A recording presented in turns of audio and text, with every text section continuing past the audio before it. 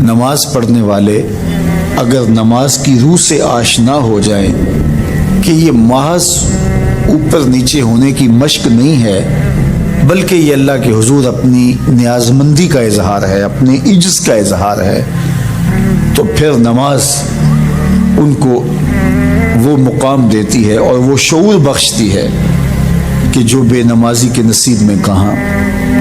انسان کے اشرف اعضاء اس کے سر میں ہیں، بولنے کی قوت زبان سر میں، دیکھنے کی قوت آنکھیں سر میں، سننے کی قوت کان سر میں، سوچنے کی قوت دماغ سر میں، سونگھنے کی قوت ناک سر میں، اور یہ سر مالک کے در پہ۔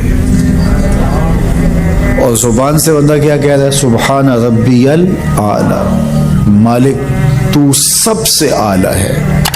اور اپنا رویہ اور عمل کیا ہے کہ اپنی ناک بھی خاک پہ رکھی ہے، پیشانی بھی خاک پہ رکھی ہے، اور باقی اعضاء بھی خاک پہ ہیں۔ تو گویا عملاً یہ بتا رہا ہے مالک مجھ سے نیچا کوئی نہیں اور تجھ سے اونچا کوئی نہیں۔ اور اگر وہ نماز کی روح سے آشنا ہو جائے تو سجدے سے سر اٹھانے سے قبل اللہ سارے اس کے بوجھ اتار دے، اس کے من میں روشنیاں کر دے۔ تو نماز بندگی کا شعور دیتی ہے، من میں چراغاں کرتی ہے۔ اللہ کے حضور جھکنے سے بندہ ایسا بندہ کامل بن جاتا ہے کہ پھر وہ کسی اور کے آگے نہیں جھکتا۔ تو اپنی اولاد کو نماز کی محبت دو، نماز کی ترغیب دو، نماز کی عادت دو اور نماز کا حکم دو، اور ان کی عادت راسخ ہو جائے، طبیعت میں پختگی کے ساتھ نماز کو اختیار کرنا ان کی طبع میں جم جائے۔ نماز ان کی طبیعت میں نظم پیدا کرے گی، ان کو نظم و ضبط کا پابند بنائے گی، اور ان کی صحت کی ضامن ہوگی، اور ان کے باطن کی طہارت کا سبب اور ذریعہ ہوگی۔ اس لیے کہا کہ اللہ کے حضور جھکنا نہ بھولنا اور نماز قائم کرنا۔ نماز کا تعلق اپنے آپ سے ہے کہ وہ اپنے آپ کو سنوارتا ہے، تقرب اللہ کے لیے اس کی اپنی عملی کوشش ہے۔ بندے اور خدا کا ایک ربط ہے نماز۔ اسی طرح یہ خیال کہ میرا مالک مجھے دیکھ رہا ہے، اس سے بھی تہذیب نفس ہوتی ہے، باطن کی تربیت ہوتی ہے۔ انسان ایک حصار میں آ جاتا ہے، ایک پہرے میں آ جاتا ہے کہ میرا اللہ مجھے دیکھ رہا ہے، اور پھر وہ قدم پھونک پھونک کے رکھتا ہے۔ وہ اچانک لوگ بیٹھے ہوئے ہوں نا، تو آج کل یہ سوشل میڈیا کا زمانہ ہے، تو کوئی کیمرہ سیدھا کر لے تو ایک دم مرتب ہو جاتے ہیں، اس لیے کہ اب ہماری تصویر آنے والی ہے۔ یا کوئی کسی کو کہے کہ جناب آپ لائیو جا رہے ہیں، تو وہ بالکل اپنی حرکات سکنات منظم کر لیتے ہیں، کپڑے سیدھے کرنے لگ جاتے ہیں، اس لیے کہ ہم لائیو جا رہے ہیں۔ وہ لائیو چاہے 5 آدمی دیکھ رہے ہوں، چاہے 10 آدمی دیکھ رہے ہوں، لیکن پھر بھی چونکہ ہم لائیو جا رہے ہیں تو اپنی حرکات سکنات مرتب کر لیں گے، منظم ہو جائیں گے۔ اور جب یہ یقین ہو کہ میرا اللہ مجھے دیکھ رہا ہے، یہ ساری حرکتیں وہاں لائیو جا رہی ہیں، تو پھر دل میں برا خیال بھی آنے لگے گا تو اس کو روکیں گے کہ میرا اللہ تو دیکھ رہا ہے۔ پھر بولی بھی مرتب ہو جائے گی، پھر رویے بھی مرتب ہو جائیں گے، طرز معاشرت بھی منظم ہو جائے گا، آنکھیں بھی نہیں بھٹکیں گی، خیال بھی نہیں بہکیں گے، سوچیں بھی آوارہ نہیں ہوں، چاہے آپ بند کمرے میں کیوں نہ ہوں، پھر بھی منظم رہیں گے، اس لیے کہ میرا اللہ مجھے دیکھ رہا ہے۔ تو یہ یقین زندگی کو منظم کرتا ہے۔ تو اس کا تعلق بھی انسان کی ذات سے تھا۔ نماز سے بھی تہذیب نفس ہے، اللہ سے تقرب حاصل ہوتا ہے۔ اب کہا تو خود غرض نہ بننا کہ اپنے آپ کو سنوار لیا اور کافی ہے، نہیں، لوگوں کو بھی نیکی کا حکم دینا۔ وَأْمُرْ بِالْمَعْرُوفِ وَانْهَ عَنِ الْمُنْكَرِ، لوگوں کو نیکی کا حکم دینا اور برائی سے منع کرنا لوگوں کو، یہ مومن کی زندگی ہے۔ ہمارے بعض وہ ملنگ بابے جو ہوتے ہیں وہ کہتے ہیں جی نماز پڑھنے کا حکم نہیں دیا گیا، نماز قائم کرنے کا حکم دیا گیا ہے، ہم نے دل کی قائم کی ہوئی ہے۔ یہ ان کی خود ساختہ توجیہ ہے۔ نماز قائم کرنے کا حکم اہل ایمان کو دیا گیا حضور کی وساطت سے، اور حضور علیہ السلام کو حکم دیا گیا کہ نماز قائم کریں۔ تو آقا کریم علیہ السلام سے بہتر اس کا مفہوم کون سمجھ سکتا ہے؟ تو آقا کریم نے رکوع اور سجود والی نماز پڑھی اور قیام نماز کا عملی اظہار لوگوں کے سامنے رکھا. پھر اس کے اندر کیفیت کس قدر ہو تو یہ پھر جتنی قربت اللہ کی بندے کو نصیب ہوگی اس قدر وہ آگے بڑھتا چلا جائے گا. تو یہ باطل توجیہات یہ جاہل لوگوں کی، جس کے بدن سے بدبو کے ببوکے پھوٹ رہے ہوں اور جس کے جسم میں جوئیں پڑی ہوں اور جس نے 6 سال سے غسل نہ کیا ہو، وہ اس اعتماد سے کہہ رہا ہوتا ہے ہم نے قائم کی ہوئی ہے، ہم نے دل کی قائم کی ہوئی ہے. اللہ اکبر. تو یہ اس معاشرے میں ایسے لوگوں کو ماننے والے اور ایسے لوگوں کی باتوں کو غور سے سننے والے اور ان جاہلانہ باتوں کو معرفت کی باتیں قرار دینے والوں کی کمی بھی نہیں ہے. تو اللہ تعالیٰ جل شانہ سے ہدایت مانگنی چاہیے کہ اللہ ہمیں ہدایت کا نور نصیب فرمائے. تو اقامت نماز سے کیا مراد ہے؟ اس کے فرائض کے ساتھ ادا کرنا، یا پھر رکوع سجود تلاوت کا اتمام اور اس میں خشوع کا اور خضوع کا اظہار اور اس میں مکمل ڈوب جانا کہ گویا تم اللہ کی عبادت کر رہے ہو تو اس کو دیکھ رہے ہو. حضرت عثمان غنی رضی اللہ تعالیٰ عنہ فرماتے ہیں کہ جس نے صحیح وضو کیا، حضور علیہ السلام سے روایت کہ جس نے صحیح وضو کیا جس طرح میں نے وضو کیا ہے اور 2 رکعت پڑھی اور اس میں اس کو کسی غیر کا خیال نہ آیا تو اللہ تعالیٰ اس کے پچھلے سارے گناہ معاف کر دیتا ہے صرف 2 رکعت سے. لیکن اگر ساری نماز ہی خیالوں سے بھری پڑی رہی اور تصورات کہیں اور بھٹکتے رہے اور انسان کھڑا نماز میں ہے لیکن بہکتا کہیں اور رہا تو پھر وہ نماز کی صحیح اقامت نہیں ہوگی. تو اقامت صلاۃ سے مراد جو ہے وہ یا تو اس کو فرائض و واجبات کے ساتھ ادا کرنا اور دوسرا مفہوم کے خشوع کے ساتھ پورے اراکین کا اعتدال اور اتمام. تو دونوں اس کے مفہوم بیان فرمائے گئے ہیں. تو ظاہر ہے کہ ابتدا کے اندر تو کوشش ہوگی کہ فرائض واجبات پورے ہو جائیں، تو وہ خشوع اگر نہیں بھی حاصل ہو پایا تو پھر بھی کوشش جاری رکھنی چاہیے، نہ یہ کہ اب وہ تو کیفیت ہی نہیں نصیب ہو رہی تو میرا نماز پڑھنے کا کیا فائدہ. حضرت محدث کچوچوی علیہ رحمہ سے کسی مرید نے کہا حضرت نماز پڑھتا ہوں لیکن لطف نہیں آتا، مزہ نہیں آتا. تو آپ نے اسے سوالیہ انداز میں پوچھا کہ اس کے باوجود بھی پڑھتے ہو؟ اس نے کہا جی وہ تو فرض ہے، پڑھتا تو ہوں.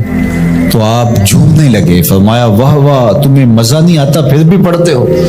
اس کا مطلب ہے تم مزے کے لیے نہیں اللہ کے لیے پڑھ رہے ہو. تو اگر لطف آ جائے، وہ کیفیت، وہ حظ، وہ تو بہت بڑی بات ہے. لیکن اگر نہیں بھی ہے تو اس کا فریضہ تو ہے اس کی طرف سے جو عائد ہوتا ہے. تو وہ شکل بنا کے تو کھڑے ہوں، وہ صورت بنا کے تو کھڑے ہوں، تو کسی دن وہ کیفیت بھی پیدا ہو جائے گی. خورش دے بدر را جو کب کو حمام کہ یک روز افتد ہمائے بدام. سعدی شیرازی فرماتے ہیں کہ دانے ڈالتا رہے، چوغا ڈالتا رہے، کبھی کبوتر آئے گا، کبھی کوا آئے گا، کبھی کوئی اور فاختہ آ جائے گی، لیکن کسی دن وہ بھی آ جائے گا جس کے لیے تم یہ سب کچھ کر رہے ہو. تو اس لیے محنت کو جاری رکھو، کوشش کرتے رہو، تو ایک دن انشاءاللہ اس کیفیت میں بھی چلے جاؤ گے. دروازہ کھٹکھٹانا چھوڑنا نہیں ہے، دستک دیتے رہو. کبھی تو بوا کھلے گا نا، کبھی تو آواز آئے گی کھلا ہے دروازہ، آ جاؤ اندر. پھر اندر سرور کی وادی ہوگی، کیف کا جہاں آباد ہوگا. اور آقا کریم نے ہمارے لیے آسانی پیدا فرما دی کہ اللہ کی عبادت اس طرح کرو کہ گویا تم اسے دیکھ رہے ہو، اور اگر یہ نہیں تو کم از کم یہ کیفیت تو ہو کہ وہ تمہیں دیکھ رہا ہے. تو اپنی اپنی کیفیت ہوتی ہے. بہرحال نماز کو ترک نہیں کرنا، بھرپور کوشش ہو کہ خشوع و خضوع کے ساتھ نصیب ہو. نماز کا حکم صادر کیا گیا ہے. نماز اللہ کے قرب کا ذریعہ ہے. بندہ سجدے میں سب سے زیادہ اپنے رب سے قریب ہوتا ہے.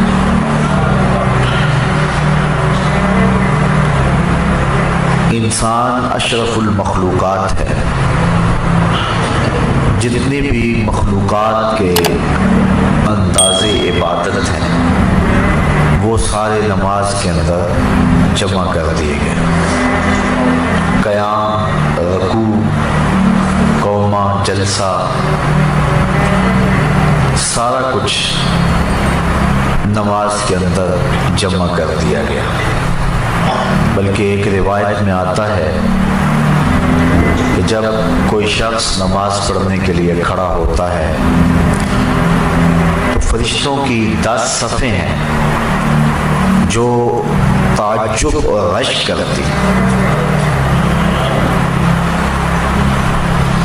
صاحب قوت القلوب شیخ ابو طالب مکی نے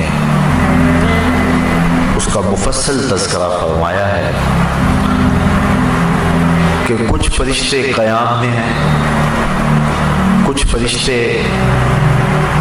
قعود میں ہیں، کچھ فرشتے رکوع میں ہیں، کچھ فرشتے سجدے میں ہیں، کچھ تسبیح کر رہے ہیں، کچھ تحلیل کر رہے ہیں، کچھ استغفار طلب کر رہے ہیں، کچھ ثنا کرتے ہیں، کچھ درود پڑھتے ہیں اور کچھ دعا مانگ رہے ہیں۔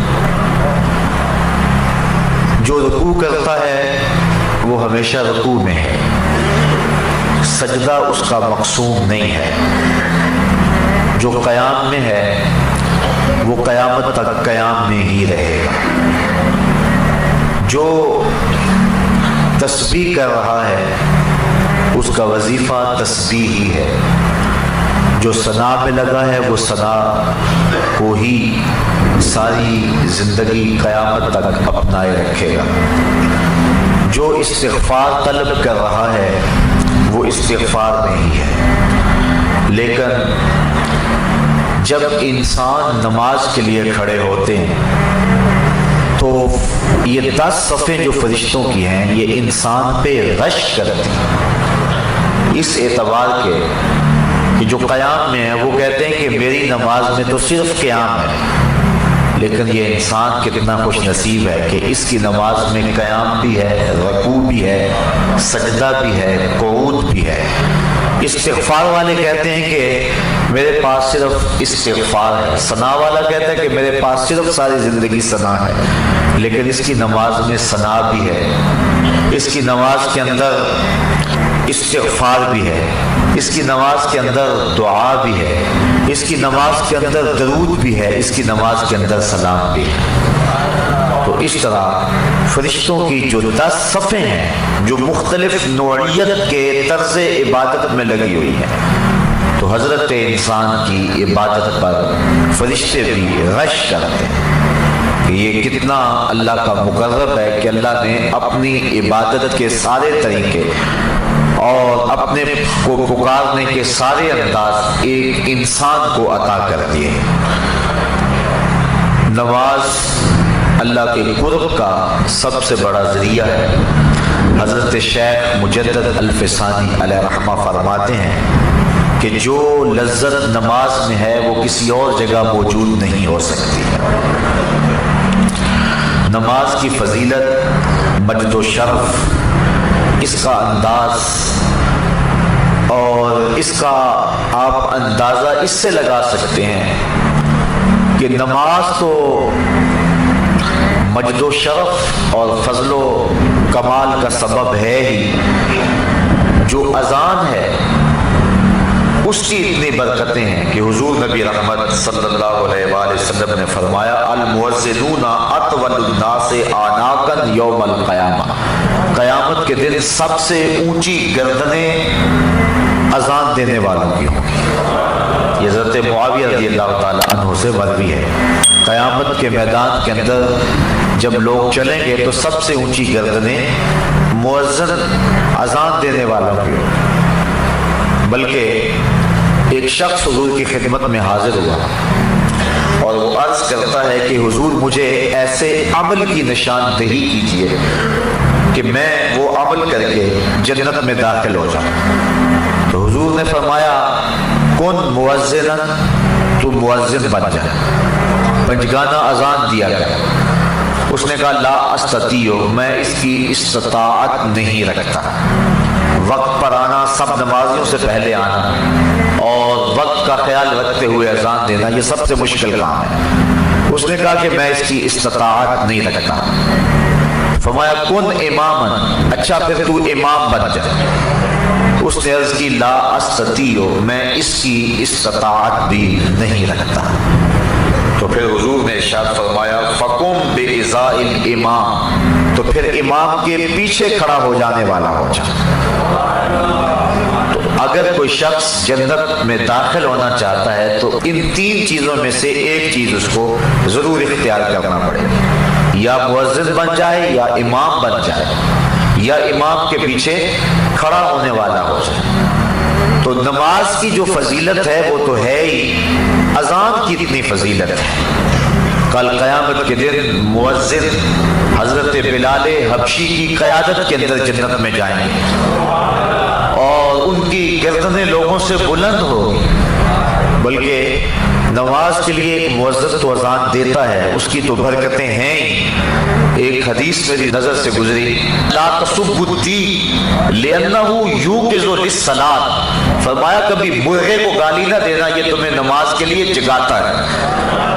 جو مرغا نماز کے لیے بیدار کرے وہ محبوب بن جاتا ہے، تو جو نماز کے لیے اذان دے وہ کتنا محبوب ہوتا ہے. وہ محبوب ہوتا ہے تو جو نماز جو مقصود ہے جو پڑھے پھر اس کو اللہ کی محبت کتنی حاصل ہوتی ہے. بلکہ جب کوئی شخص ندا دیتا ہے، حدیث شریف میں لفظ ہیں حضرت ابو ہریرہ رضی اللہ تعالی عنہ سے مروی ہے، جو شخص ندا دے اور پھر جو اس کا جواب دے.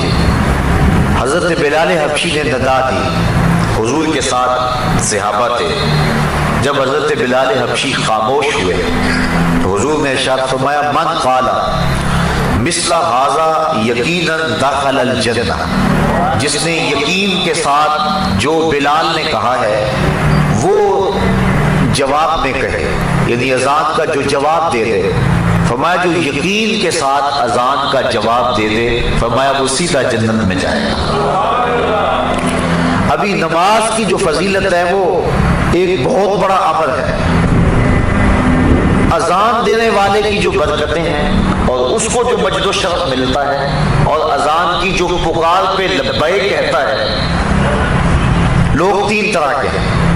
ایک وہ ہیں کہ جب اذان ملتی ہے تو وہ فوراً سارے کام چھوڑ کے نماز کی تیاری میں لگ جاتے ہیں. ایک روایت میں آتا ہے قیامت کے دن کچھ لوگ جن کے چہرے ستاروں اور موتیوں کی طرح چمکتے ہوں گے، وہ ظاہر ہوں، لوگوں کی ایک جماعت ہوگی.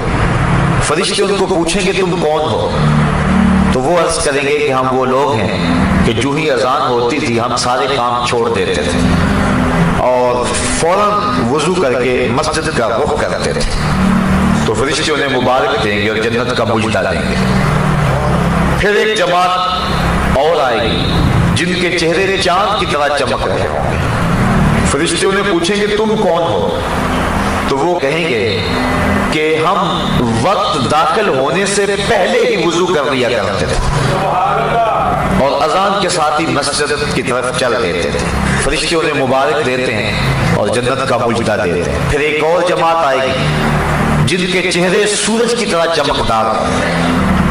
فرشتے پوچھیں گے تم کون ہو؟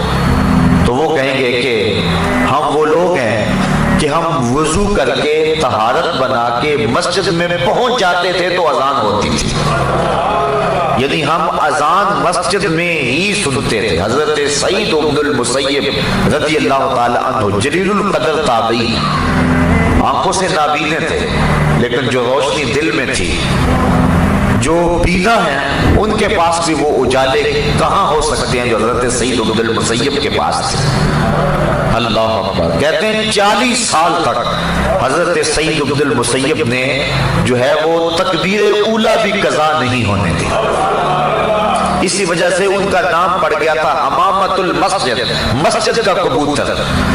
یعنی جس طرح کبوتر ہیں مسجدوں کے اندر رہتے ہیں تو حضرت سعید بن المسیب کا یہ نام پڑ گیا تھا. حالانکہ وہ آنکھوں سے نابینے تھے لیکن انہوں نے مسجد کی حاضری کا اس طرح التزام کیا کہ ان کا نام ہی امامت المسجد پڑ گیا تھا. بلکہ جب یزید نے مدینے کو اجاڑا ایام حرہ میں، جب اس نے 3 دن تک اہل مدینہ کو سخت پریشان رکھا، اس کے گھوڑے مسجد نبوی کے اندر باندھے گئے۔ اس وقت جو بھی پکڑا جاتا اس کو قتل کر دیا جاتا۔ تو حضرت سعید ابن المسیب ان ایام کے اندر بھی مسجد میں رہے۔ فرماتے ہیں کہ لیکن میں پریشان تھا کہ ظہر کا وقت ہوگا کون بتائے گا، مغرب عشاء کا وقت ہوگا کون بتائے گا۔ 3 دن تک مسجد نبوی میں نہ اذان ہوئی نہ اقامت ہوئی۔ یہ بڑے خطرناک دن آئے ہیں، اور یہ یزید بدبخت نے جس طرح کربلا میں ظلم کیا، اس نے مکہ المکرمہ میں بھی ظلم کیا اور اس نے مدینہ رسول میں بھی ظلم کیا، اور 3 دن تک مسجد نبوی میں اس کے ظلم کی وجہ سے اذان اور اقامت نہیں ہوئی۔ حضرت سعید ابن المسیب آنکھوں سے نابینا تھے، اور جب بھی کوئی یزید کے فوجی آتے تو نابینا سمجھ کے چھوڑ جاتے۔ فرماتے ہیں میں پریشان تھا کہ مجھے نمازوں کے وقت کا کون بتائے گا۔ اس مشکل وقت میں انہیں یہ پریشانی لاحق تھی کہ کہیں نماز کا وقت نہ گزر جائے۔ تو کہتے میں حضور کے روضے کے پاس بیٹھا تھا، فلم ازل اسمع الاذان والاقامۃ من قبل رسول اللہ صلی اللہ علیہ وسلم۔ اور میں جب بھی پھر نماز کا وقت آیا، گنبد خضرا سے اذان کی آواز بھی آئی اور اقامت کی آواز بھی آئی۔ تو جو شخص اہتمام کرے کہ ہم نے تکبیر اولا کو قضا نہیں کرنا ہے، ان کے لیے پھر اللہ یوں بھی اہتمام فرما دیتا ہے۔ ان حالات میں بھی ان کی تکبیر اولا قضا نہیں ہوئی، اور 3 دن تک گنبد خضرا کے مکین کے ساتھ مل کے نمازیں پڑھتے رہے۔ یہ حضرت سعید بن المسیب رضی اللہ تعالی عنہ کا اعزاز ہے، یہ ان کی تقریم ہے، یہ ان کی عزت افزائی ہے۔ اللہ اکبر۔ حضور فرمایا کچھ لوگ مسجدوں کی میخیں ہوتی ہیں، جس طرح کیل ٹھکا ہوتا ہے، وہ مسجدوں میں یوں وابستہ ہوتے ہیں، اور اگر کسی وجہ سے وہ مسجد کی حاضری سے قاصر ہو، بیماری کی وجہ سے اگر وہ مسجد میں نہیں آ رہے، اللہ کے فرشتے ان کا حال پوچھنے کے لیے جاتے ہیں۔ یہ ان کا اعزاز ہے، یہ ان کی تکریم ہے۔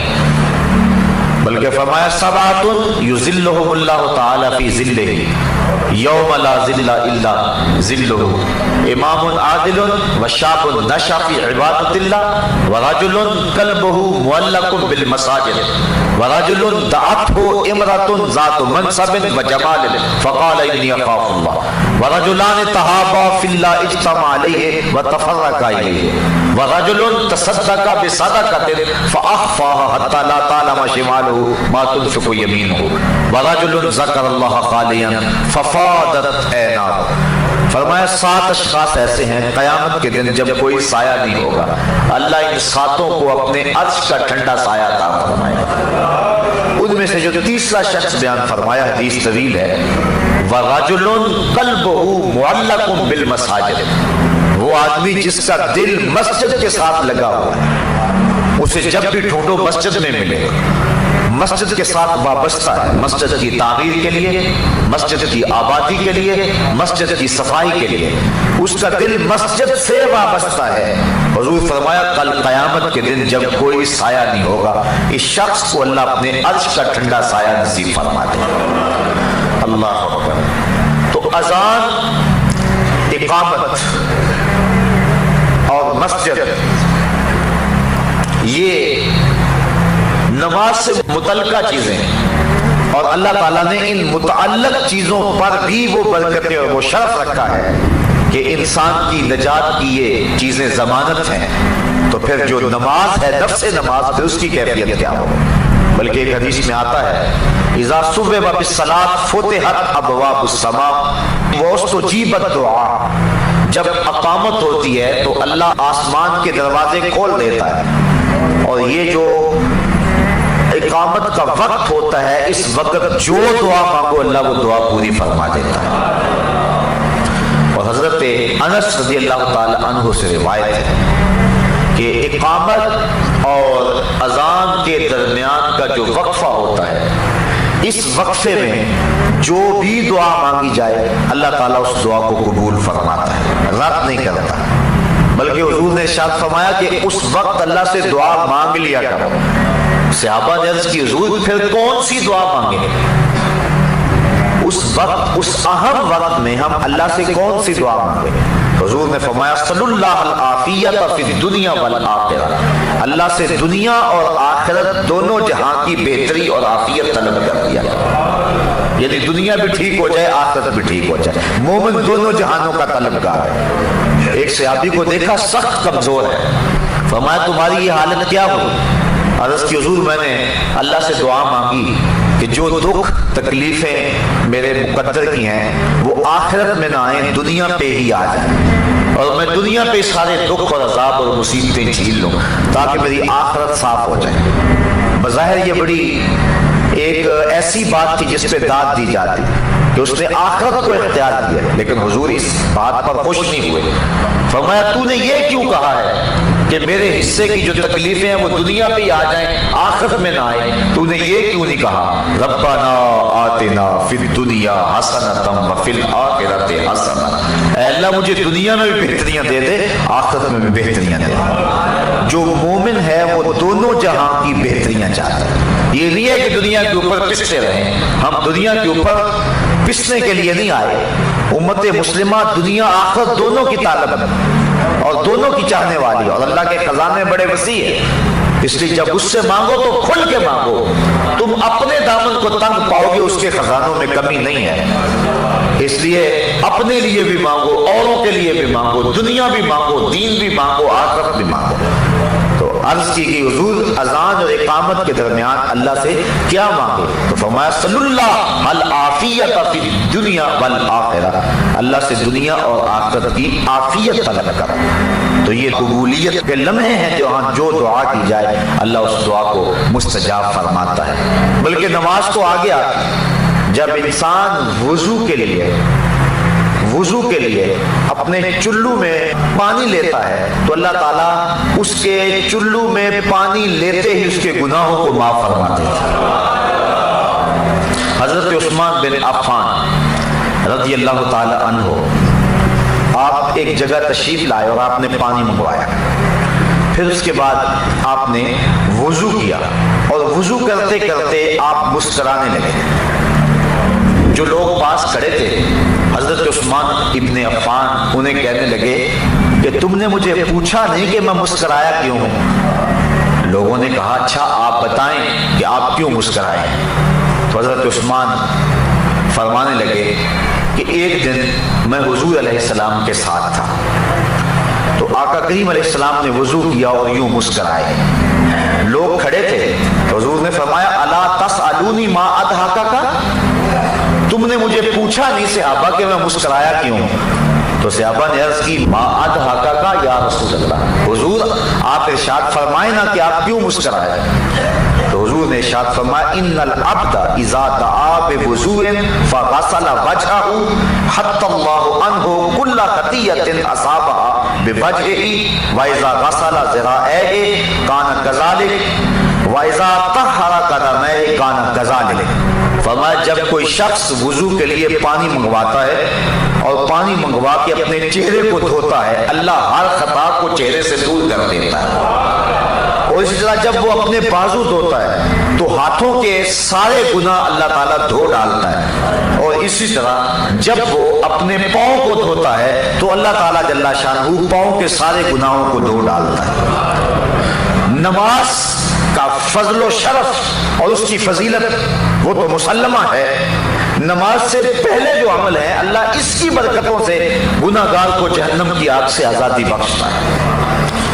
بلکہ جس جگہ پر نماز پڑھنی ہے اگر اس جگہ کو کوئی شخص اس کی صفائی ستھرائی کرے, ایک حدیث کے اندر لفظ ہے کہ اخراج القمامۃ منها مہور الحور العین, جو شخص مسجد سے کوئی تکلیف دہ چیز کوڑا کرکٹ یا کوئی گندگی وہاں سے نکال کر کے باہر پھینکے تو حضور نے فرمایا یہ موٹی آنکھ والی حوروں کا حق مہر ہے. یہ جو مسجد کی صفائی کرتے ہیں علماء نے لکھا ہے کہ مسجد صاف کرنے سے دل صاف ہوتا ہے. جو شخص مسجد صاف کرے اس کا دل پاک اور ستھرا ہو جاتا ہے. اور یہ مسجد سے جو آپ کوڑا کرکٹ نکال کے باہر پھینکتے ہیں یہ جنتی حور کا مہر ہے جو آپ ادا کر رہے ہیں. اللہ اکبر.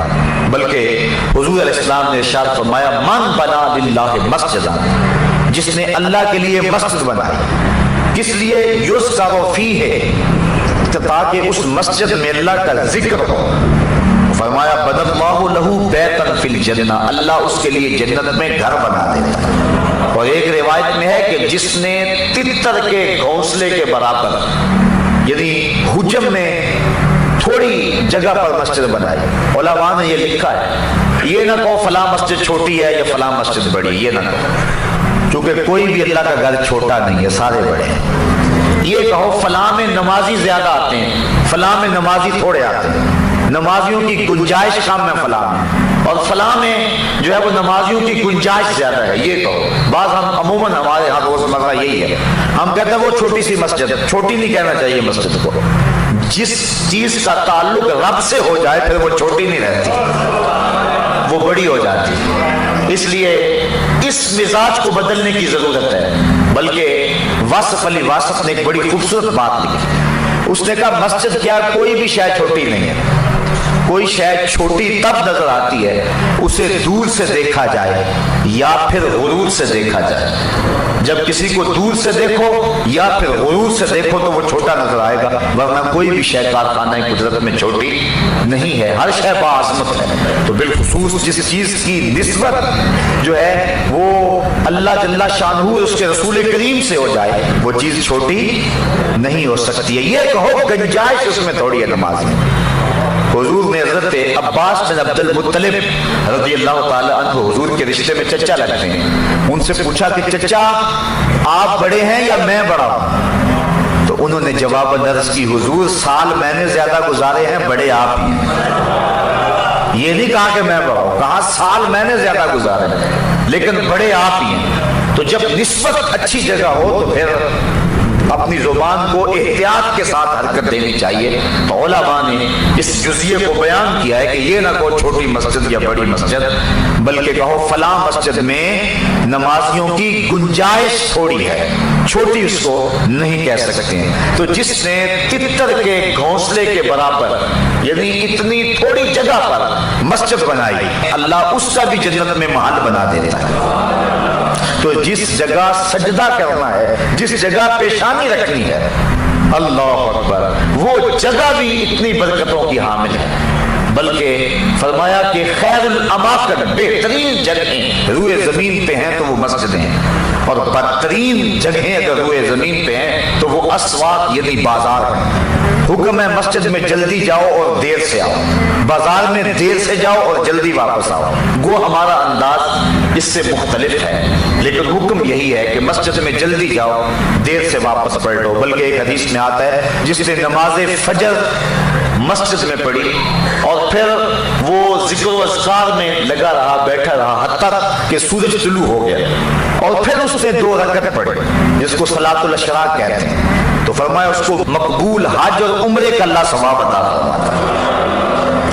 अल्लाह अकबर। तो ये बरकतें हैं अल्लाह के पाक घर की जहां नमाज अदा होनी है। बाकी रही बात नमाज की, उसकी क्या फजीलत है, तो आइए हज़रत नबी रहमत सल्लल्लाहु अलैहि वसल्लम का एक फरमान जिसको इमाम बुखारी ने हज़रत अबू हुरैरा रज़ियल्लाहु ताला अन्हु से नक़ल किया है। सहाबा से मुखातब होकर कहा, अरायतुम लौ अन्ना नहरन बिबाब अहदिकुम यग़तसिलु कुल्ला यौमिन खम्सन मा तक़ूलु ज़ालिका युबकी मिन दरनिही क़ालू ला युबकी मिन दरनिही शैअ क़ाल फ़ज़ालिका मसलु सलावातिल खम्स यम्हुल्लाहु बिहिल ख़ताया।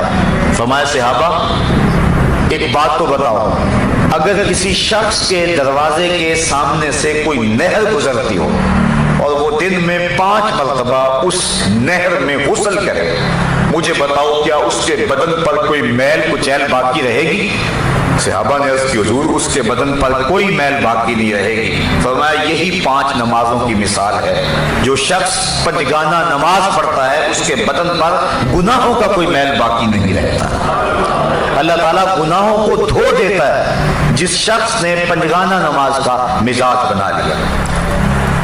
सहाबा फरमाते हैं, और ये भी हज़रत इमाम बुखारी ने हज़रत अब्दुल्ला रज़ियल्लाहु ताला अन्हु से रिवायत नक़ल की है कि हुजूर से सवाल किया गया, अय्युल अमल अहब्बु इलल्लाह, हुजूर सबसे ज्यादा अल्लाह को महबूब अमल कौन सा है, यानी कौन सा वो अमल है जो अल्लाह को सबसे ज्यादा महबूब है? क़ाल अस्सलातु अला वक़्तिहा, फरमाया वक्त पे नमाज पढ़ना।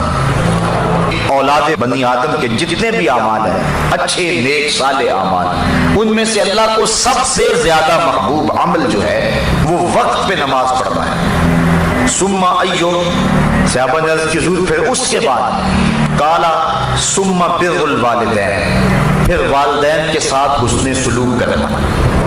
नमाज के बाद सबसे ज्यादा अहमियत वालिदैन के साथ उसने सुलूक की है। आजकल मिन जुमला कबाहतों में ये कबाहत बहुत ज्यादा पाई जा रही है कि लोग अपने वालिदैन की ताज़ीम नहीं करते, उनकी तज़लील करते हैं। हुजूर नबी रहमत सल्लल्लाहु अलैहि वसल्लम की खिदमत में एक शख्स हाजिर हुआ और उसने अर्ज की कि हुजूर मेरा बेटा अपनी चीजों को मुझे हाथ नहीं लगाने देता। तो हुजूर अलैहिस्सलाम ने उसके बेटे को बुलाया, पूछा, उसने अर्ज की हुजूर इसको पता नहीं है तो ये मेरी चीजें खराब कर देता है। इमाम तिबरानी ने मोजब में ये रिवायत बयान की, हुजूर की आंखों में आंसू आ गए और हुजूर फरमाया एक वक्त वो था कि इसकी चीजें तू खराब करता था, इसने तो नहीं कहा था कि ये मेरी चीजें खराब करता तो मैं हाथ नहीं लगाने दूंगा। फिर हुजूर ने वो तारीख साथ जुमला इरशाद फरमाया, अंता व मालुका ले अबी का, फरमाया तू भी और तेरा माल भी तेरे बाप का है। यानी बाप जिस तरह चाहे तसर्रुफ कर सकता है तो उसको रोक नहीं सकता है। तो वालिदैन की नाफरमानी अल्लाह की रहमतों से इंसान को महरूम कर देती है और वालिदैन की फर्मा बरदारी अल्लाह की रहमतों का हकदार बनाती है।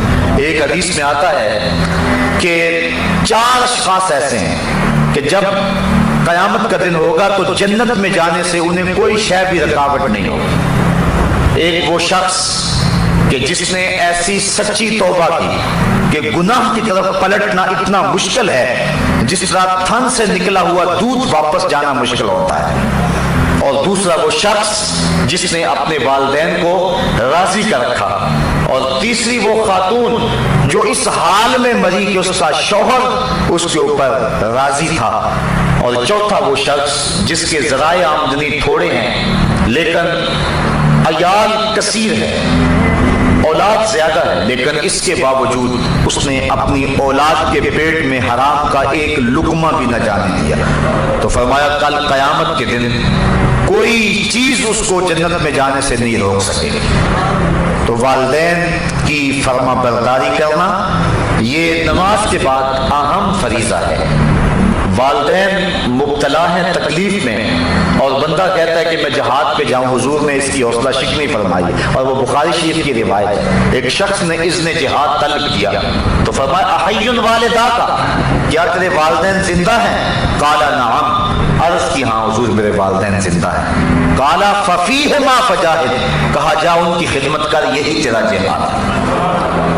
वालिदैन फालिज ज़दा और बेटा तबलीगी चिल्ला काटने गया हो, इस्लाम तो इसकी हौसला अफजाई नहीं करता। माँ बाप को जरूरत हो और बेटा पीर की चौखट पे जाके बैठा हो, इस्लाम तो इसकी हौसला अफजाई नहीं करता। हमारे सामने हज़रत ओवैस करनी की मिसाल मौजूद है। हुजूर कमीज के बटन खोल खोल के लंबे सांस लिया करते थे और फरमाते मुझे यमन से यार की खुशबू आती है। किसी ने कहा हुजूर वो कौन है जो आपको मिलने भी नहीं आया? लोग कहां कहां से आ गए, यमन तो दूर भी नहीं है, तो वो मिलने भी नहीं आया आपको? तो फरमाया उसकी बूढ़ी और नाबीना माँ है जिसकी खिदमत उसे मेरे हुजूर आने से रोके हुए। बल्कि फरमाया कोई ओवैस को मिले और मेरा सलाम दे और उसको कहे कि मेरी उम्मत की बख्शिश की दुआ करे। हजरत उमर फारूक और हजरत अली मुर्तजा दोनों गए, हुजूर का सलाम पेश किया। हजरत ओवैस करनी ने जब सुना तो आंखों में आंसू ढालाए और बार बार कहते थे बताओ हुजूर के लबों पे मेरा नाम कैसे आया था, कैसे कहा था ओवैस को सलाम देना। जब मोहब्बतों के उमड़ते हुए ये जज्बे देखे, कहा इतना प्यार हुजूर से तो मिलने क्यों नहीं आया? जब ये बात कही तो हजरत ओवैस ने रुख को बदला, कहा तुमने मेरे रसूल को देखा? कहा हाँ हम तो शाम सवेरे रहते ही खिदमत में थे। कहा फिर बताओ हुजूर के अबरू जुड़े हुए थे या खुले हुए थे? अब ये हैरत ज़दा हो गए। कहा मुझसे पूछ लो जिसने नहीं देखा। कोई दूर से देखता तो जुड़े हुए नजर आते, करीब आके देखता तो खुले हुए नजर आते। तो मालूम ये हुआ कि जो माँ बाप की खिदमत में रहा वो हुजूर की सोहबत से भी मालूम नहीं रहा, हुजूर के कोट की दौलत से भी वो माला माल रहा। حضرت باعزید بستامی کہتے ہیں کہ میں نے اپنی ماں کے آگے ہاتھ جوڑے، میں نے کہا امی تیرے حق ادا کروں یا کہ اللہ کے حق ادا کروں؟ اپنے حق معاف کر دے، میں اللہ کو منا لیتا ہوں۔ ماں نے کہا جاؤ بیٹا۔ 12 سال جنگلوں میں گھومتے رہے۔ ایک دن بستان کے قریب سے گزر رہے تھے، دل میں خیال آیا جاتے جاتے ماں کو سلام کر جاؤں۔ دروازے کو دستک دینے لگا، رات کا موقع تھا۔ خیال آیا کہ ساری زندگی ماں کو سکھ نہیں دیا، دکھ بھی کیوں دوں؟ ماں سوئی ہوگی، میرے لیے اٹھے گی۔ دروازے کے ساتھ لگ کے کھڑے ہو گئے۔ سردیوں کی لمبی رات تھی، ساری رات بیت گئی۔ جب سحری کا وقت ہوا، اندر سے جو نالی آتی تھی وہاں سے پانی آیا۔ سمجھ گئے میری ماں سحری کے لیے اور تہجد کے لیے بیدار ہوئی اور یہ اس کے وضو کا پانی ہے۔ دروازے کو دستک دی، اندر سے آواز آئی بیٹا باجزیر ٹھہرو میں آتی ہوں۔ مائیں تو بیٹوں کے دستک کے انداز سے جانتی ہوتی یہ کون سا بیٹا دستک دے رہا ہے، یہ ماں کا پیار۔ ماں نے دروازہ کھولا۔ حضرت باعزید بستامی کہتے ہیں کہ پھٹے ہوئے کپڑے، پیوند لگے ہوئے اور بکھری ہوئی حالت۔ ماں نے جب دیکھا تو آنکھوں میں آنسو مٹائے۔ 12 سال کے بعد بیٹے کو دیکھا تھا۔ ماں نے جب دیکھا تو ہاتھ اٹھا لیے، کہا مالک میرا بیٹا بایزید تیری طلب میں نکلا تھا، تو نے ابھی تک اسے اپنا قرب نہیں دیا۔ یہ جملے تھے ماں کی زبان پر۔ حضرت بایزید کہتے ہیں 12 سال کی ریاستوں سے مجھے جو کچھ نہیں ملا تھا ان جملوں سے مل گیا۔ میں نے کہا مالک میں تجھے کہاں ڈھونڈ رہا ہوں، تو ماں کی دعاؤں میں ہے۔ تو اگر والدین ناراض ہیں تو عبادت نہیں ہے۔ اور ایک روایت میں آتا ہے جس نے والدین کو تنگ کیا اور اس کے والدین ناراض تھے، قیامت کے دن وہ جنت کی خوشبو بھی نہیں پائے گا، اور جنت کی خوشبو 500 سال کی مسافت سے آنا شروع ہو جائے گی، لیکن وہ جنت کی خوشبو بھی نہیں پائے گا جس کے والدین اس پہ راضی نہیں ہیں۔ تو فرمایا پہلی چیز کیا؟ اللہ کو جو محبوب ترین عمل ہے وہ وقت پہ نماز پڑھنا ہے۔ دوسرا محبوب عمل بر الوالدین، والدین کے ساتھ حسن سلوک کرنا۔ صحابہ نے عرض کی ثم ایو حضور پھر کون سا عمل ہے؟ قال الجہاد فی سبیل اللہ، کہا اللہ کے راستے کے اندر جہاد کرنا۔ تو سب سے اولیت نماز کو، پھر اس کے بعد والدین کے ساتھ اس نے سلوک کرنے کو، اور پھر تیسرے نمبر پہ حضور نے جہاد کا ذکر فرمایا۔ حضرت سلمان فارسی رضی اللہ تعالی عنہ سے ایک روایت ہے، اور روایت بیان کرتے ہیں حضرت ابو عثمان رضی اللہ تعالی عنہ کہتے ہیں ایک دن میں حضرت سلمان فارسی رضی اللہ تعالی عنہ کے ہمراہ کسی سفر میں تھا۔ خزاں کا موسم تھا اور درختوں کی شاخوں کے اوپر جو پتے تھے وہ زرد ہو گئے ہوئے تھے۔ ایک درخت آیا جس کی ایک شاخ لٹک رہی تھی اور جس کے اوپر زرد پتوں کا گہنا تھا۔ حضرت سلمان فارسی نے اس شاخ کو پکڑا اور جھٹکا دیا، جتنے پتے تھے گر گئے۔ اس منظر کو دیکھ کر کے میں محظوظ ہو رہا تھا کہ حضرت سلمان فارسی میری طرف توجہ پذیر ہوئے اور کہنے لگے ابو عثمان تو نے پوچھا نہیں کہ میں نے ایسا کیوں کیا ہے؟ تو میں نے کہا کہ حضرت آپ بتا دیجئے آپ نے ایسا کیوں کیا ہے؟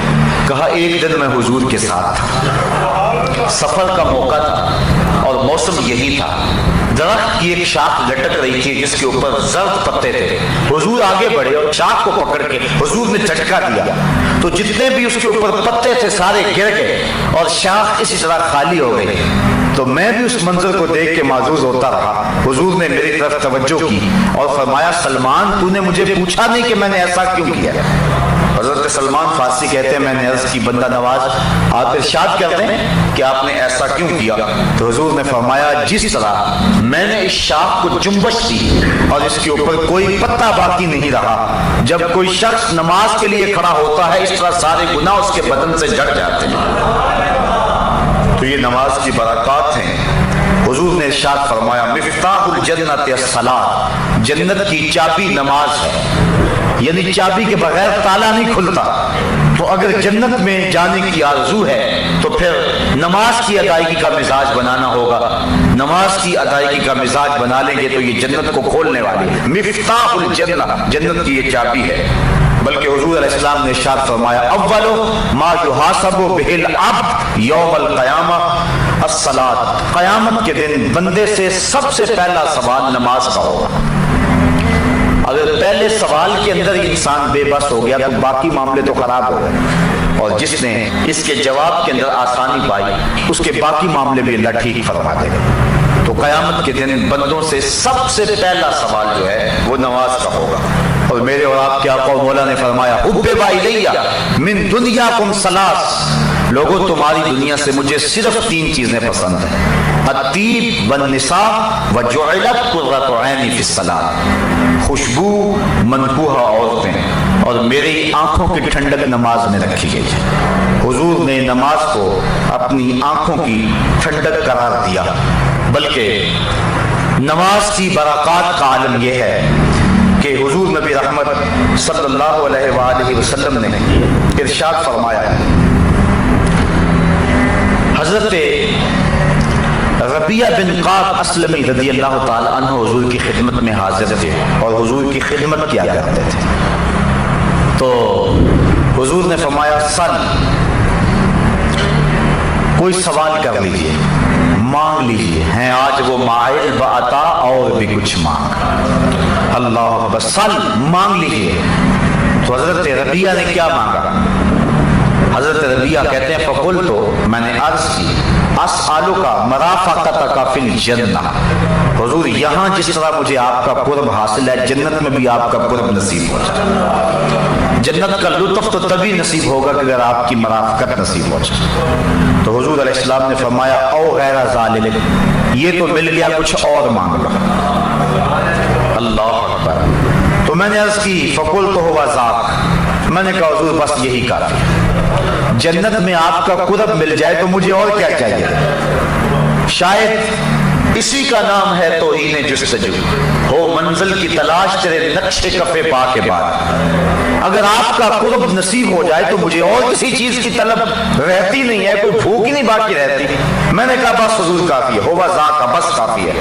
حضور نے فرمایا فَأَعِنِّي عَلَى نَفْسِكَ بِكَثْرَةِ السُّجُودِ، تو فرمایا کہ کثرت سجود کے ساتھ میری مدد کرنا، یعنی اگر تم جنت جانا چاہتے ہو میں تمہیں وعدہ دیتا ہوں، لیکن یہ نہیں کہ میرے وعدے پر تم جنت کی آرزو میں، جنت کی خواہش میں جو میں نے تم کو وعدہ دیا وہ وعدہ پورا ہوگا، لیکن اس کا یہ مطلب نہیں کہ تم سجدے چھوڑ دو۔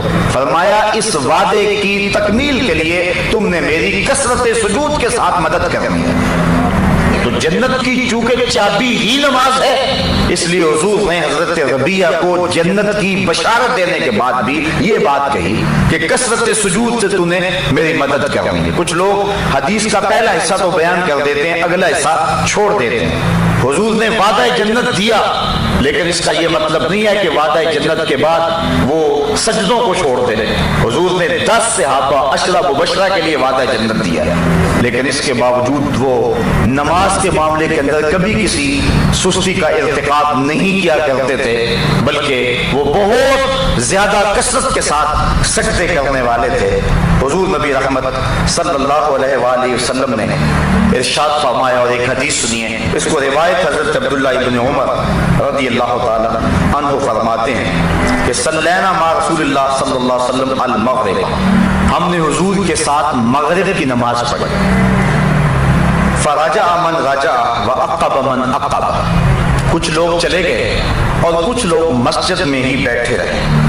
فجاء رسول اللہ صلی اللہ علیہ وسلم مسرعا، حضور تشریف لائے اور حالت یہ تھی کہ حضور بڑے تیز تیز قدم اٹھا کے جہاں صحابہ بیٹھے تھے ادھر آ رہے تھے۔ اور پھر حضور نے جب صحابہ کو دیکھا، قال ابشروا، فرمایا مبارک ہو، خوشخبری ہو تمہیں، ھذا ربکم قد فتح بابا من ابواب السماء، تمہارے رب نے آسمان کے سارے دروازے کھول دیے۔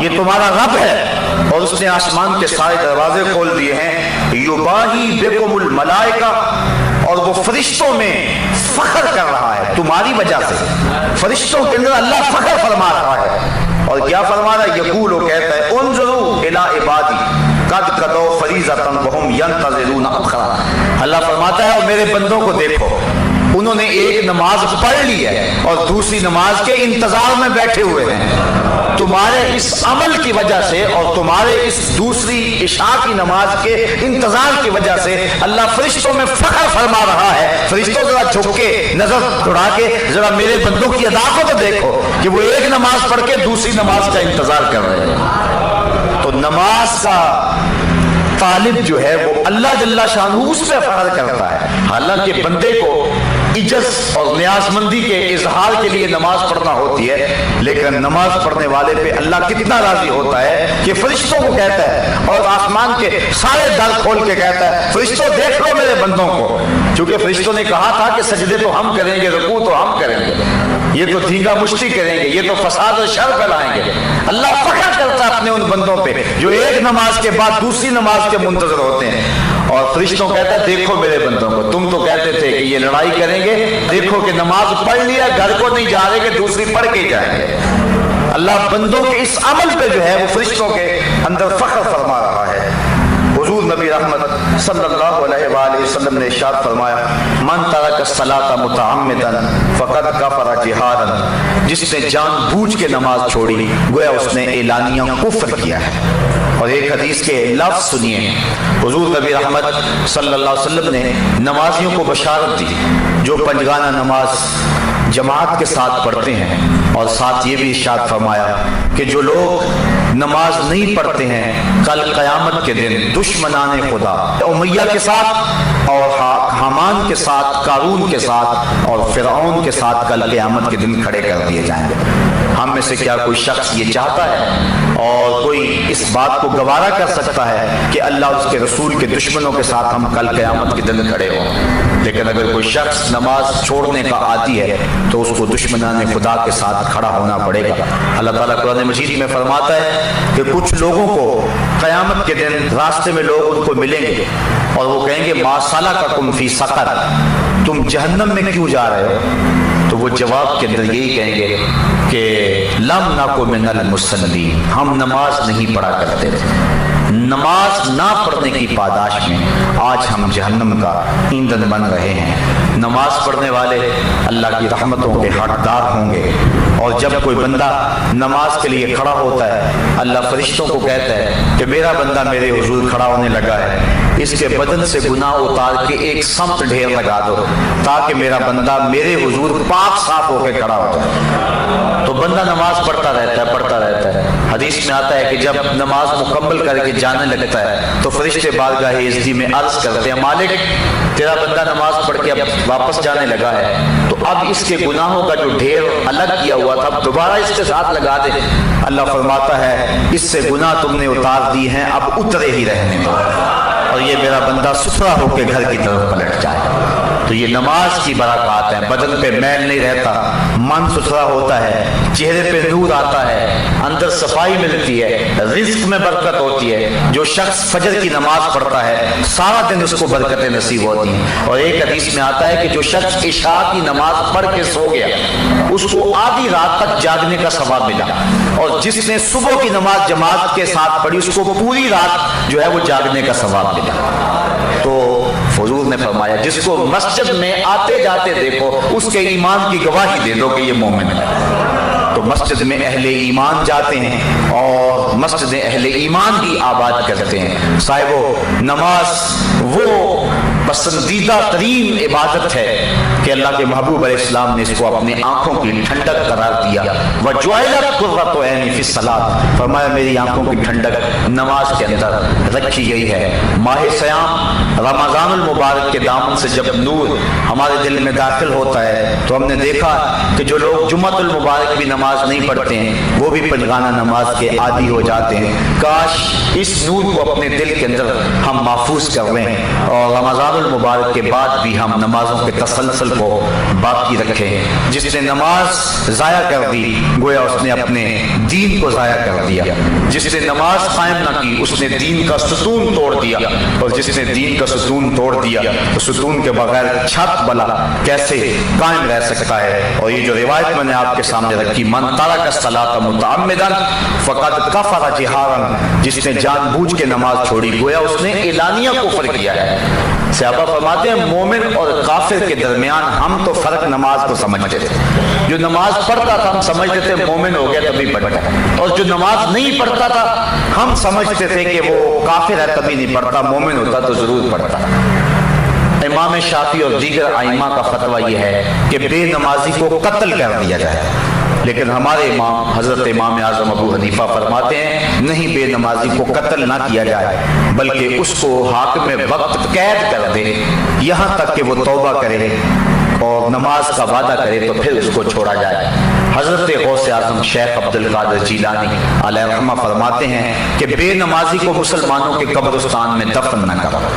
حضرت سلطان باہو فرماتے ہیں کہ بے نمازی سے خنزیر بھی پناہ مانگتا ہے. شیخ سعدی فرماتے ہیں بے نمازی کو قرض نہ دو, جو اللہ کا قرض ادا نہیں کرتا تمہارا قرض کیسے ادا کرے گا. تو یہ وعیدیں ہیں بے نمازی کے لیے, اور یہ خوشخبریاں تھیں احادیث کے ذخیرہ سے جو میں نے انتخاب کر کے آپ کے سامنے رکھی کہ اللہ نمازی کو کتنی برکتیں عطا فرماتا ہے اور اس کے اندر کتنے اجالے اور نور اترتے ہیں. اصل پتہ تو کل قیامت کے دن چلے گا, لیکن صاحبو جو دنیا کے اوپر نماز پڑھنے کا مزاج رکھتا ہے اللہ تعالیٰ جل شانہ آخرت کے اندر تو اس کو صلے دے گا ہی, اس کا دل طمانیت کے نور سے مالا مال ہو جاتا ہے. اور ذرا اظہار افسوس ہے ان لوگوں کے لیے کہ جو نماز نہیں پڑھتے ہیں. انسان اشرف المخلوقات ہے اور صبح لمبی تان کے سویا ہوتا ہے. ذرا غور تو کرے, صبح چڑیاں بھی اپنے گھونسلوں میں اللہ کا نام لے رہی ہوتی ہیں, اور حشرات الارض بھی اپنی بلوں سے سر نکال کے رب کا نام جپ رہے ہوتے ہیں. طوعاً و کرہاً کائنات کی کوئی چیز ایسی نہیں ہے جو رب کا نام نہ جپتی ہو. درخت, اشجار, کائنات کا ایک ایک ذرہ تمہارے رب کا نام جپنے والا ہے. تو جو اشرف المخلوقات ہے اس کا زیادہ حق ہے کہ وہ اپنے رب کے حضور بندگی کا سر جھکائے, لیکن یہ تکبر اور تمرد کے اندر آ کر کے اپنے رب کے حضور سجدے سے انکار کر دیتا ہے. علماء فرماتے ہیں کہ حضرت آدم علیہ السلام کو سجدہ کرنے سے انکار کیا تھا ابلیس نے, اللہ کو سجدہ کرنے سے انکار نہیں کیا تھا, اور وہ راندہ درگاہ ہو گیا. اور جو شخص 750 مرتبہ حکم کے باوجود اپنے رب کو سجدہ نہیں کرتا ہے اس کا پھر ٹھکانہ کیا ہوگا. شیطان نے تو حضرت آدم کو سجدہ نہیں کیا تھا, رب کو تو کرتا تھا, تو اللہ نے اس کو بھی راندہ درگاہ کر دیا. اور جو رب کو سجدہ نہیں کرتا ہے تو پھر اس کا ٹھکانہ کیا ہوگا. یہ سوچنے کی بات اور بار بار سوچنے